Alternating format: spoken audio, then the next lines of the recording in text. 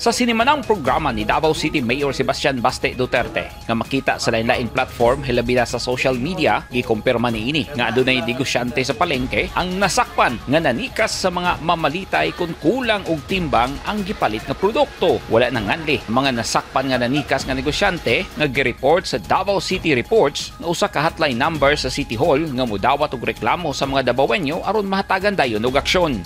Ayaw ko pabino ang manana kay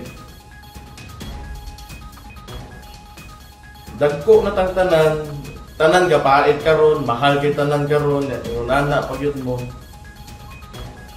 Og di mo muundang tinut-on ta mo.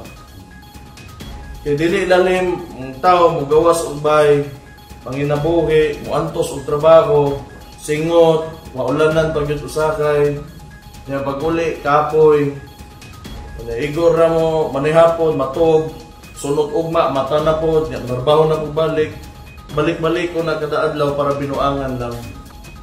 Dili gusto si Mayor Duterte nga adunay daog-daogon nga mga Davaoenyo pinagi sa pagpanikas. Busa, nagwarning kini sa mga negosyante labi na sa mga palengke sa syudad na dili mang isa og kinahanglan nga patas nga magnegosyo kay masayang lang ang kwarta nga gihaguan sa tao nga pag-abot sa palengke dili sakto ang timbang sa gipalit niini nga produkto.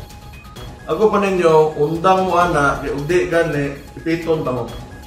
Gipasalig ni Mayor Duterte nga aksyonan dayon sa mga otoridad ang madawat nga lehitimong reklamo sa Davao City Reports. Kung naagani mo itanaw ninyo sa inyong mga komunidad o mga diri sa syudad, nga makita ninyo nga kinahanglan og atensyon sa gobyerno.